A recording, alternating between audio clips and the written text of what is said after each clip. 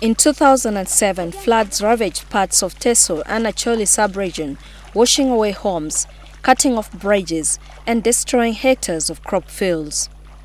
Uganda could have learnt its lessons and put in place more robust disaster response and handling mechanisms for future occurrences. But the country was again caught off guard early last year when one of the worst mudslides hit Mount Elgon region. Over 300 people died, many badly injured, and scores left homeless. No contingency plan or even a fund was readily available to mitigate such a disaster then. More often than not, handling disaster is left to emergency relief agencies like the Uganda Red Cross. And as the presidential candidates enter the middle of the 3-month campaign period, many would expect the 8 hopefuls to clearly explain their plans for disaster management and mitigation. However, there is nothing coming much from them as they traverse the country in search for votes. The recent landslides in Bududa, for example, this area has been overused, the trees were cut, so somehow when these landslides happen, the impact created was so big. And this calls for maybe massive environment conservation in this area where tree planting is needed. And for me, this should be one of the things, for example, for the politicians who are in this region, that they should look at. We have never had a disaster that has been managed 50% by foreign support. Most of it, even when we have not planned, the government has done so, whether when the north, when Western Uganda, all these floods and the drought. Disaster management experts expect to see a strong, rapid assessment that will ensure a timely and effective disaster response, the development and regular testing of contingency plans, the establishment of emergency funds to support preparedness, response and recovery activities, regular disaster preparedness exercises including drills, early warning systems to monitor and trigger a timely response, and lastly, continuous dialogue between response agencies, planners, policy makers and development experts.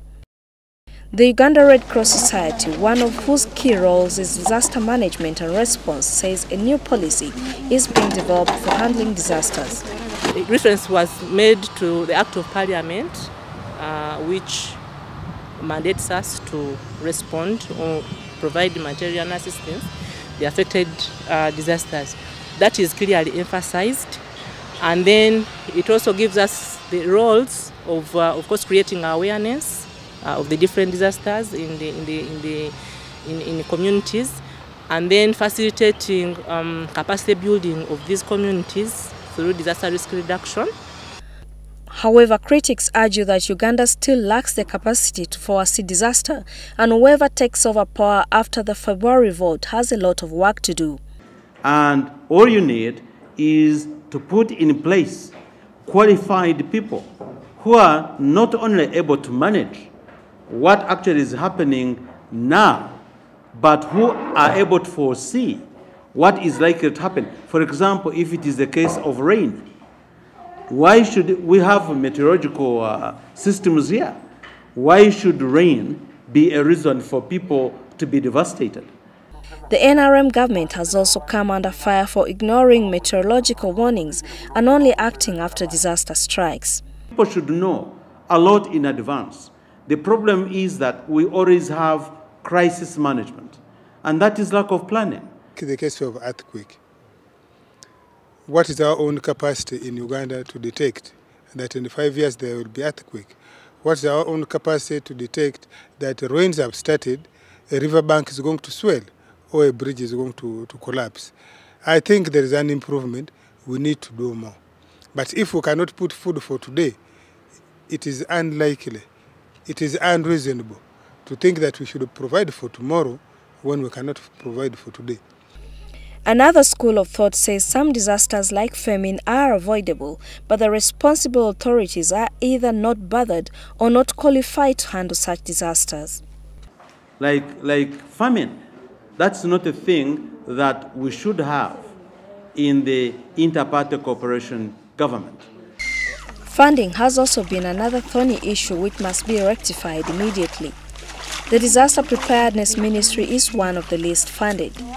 Uganda is widely regarded as a global model in managing HIV/AIDS, but its inability to forestall or manage natural crises paints a grim picture of the country. It's now up to whoever is elected as president in February to change this grim image to avoid further catastrophes. Isabel Nakiria, NTV.